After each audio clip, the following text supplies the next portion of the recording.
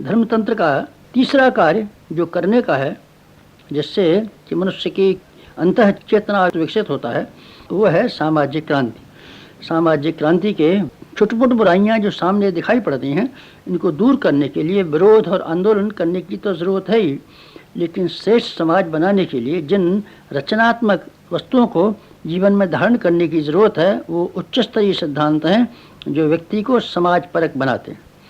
आत्मवत सर्वभूतेषु की मान्यता जन जन के अंतःकरण में जगाई जानी चाहिए। हर एक के मन में ये विश्वास होना चाहिए कि जो हम दूसरों से अपेक्षा करते हैं, वही हमें दूसरों के साथ में व्यवहार करना चाहिए। सामाजिक क्रांति के लिए ये सिद्धांत आवश्यक है। हर आदमी के मन में गहराई तक प्रवेश कर जाना। हम में से हर आदमी के मन में एक विचार उत्पन्न किया जाना चाहिए, वसुधैव कुटुम्बकम। हमारा कुटुंब में 2-5 आदमी ही नहीं है, बल्कि ये सारी वसुधा हमारी कुटुंब है।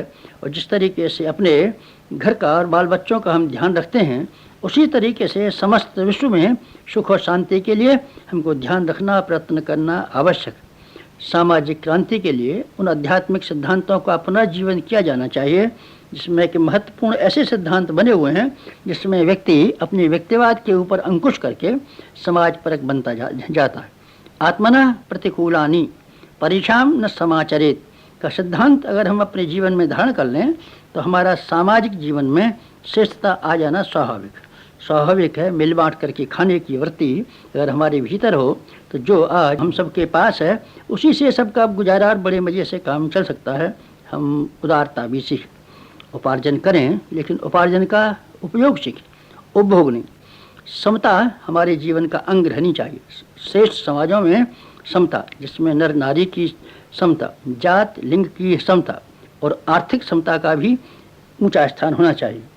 हम में से प्रत्येक व्यक्ति को श्रेष्ठ नागरिक बनना चाहिए और सहकारिता के सिद्धांतों को अपनाकर पारिवारिक जीवन में और सामाजिक जीवन में हर काम की व्यवस्था बनानी चाहिए। जहाँ अनीति और अन्याय जहाँ कहीं भी दिखाई पड़े, उनसे लड़ने के लिए हमको जटायु जैसा साहस एकत्रित करना चाहिए।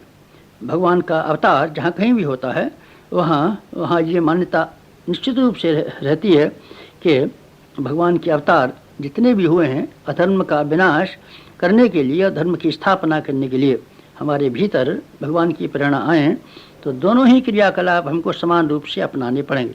श्रेष्ठ आचरण अपने में और दूसरों में स्थापित करना, साथ साथ में अवांछनीयता और अनैतिकताएं अपने भीतर अथवा अपने आसपास के वातावरण में अगर हमको दिखाई पड़ती हैं तो उनसे संघर्ष करने के लिए डट जाना चाहिए।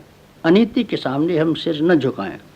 जहाँ कहीं भी अनाचार दिखाई पड़ता हो, हम उससे लोहा लेने के लिए अपनी परिस्थिति के अनुसार असहयोग, विरोध अथवा संघर्ष जो भी संभव हो, उसके करने के लिए साहस एकत्रित करें।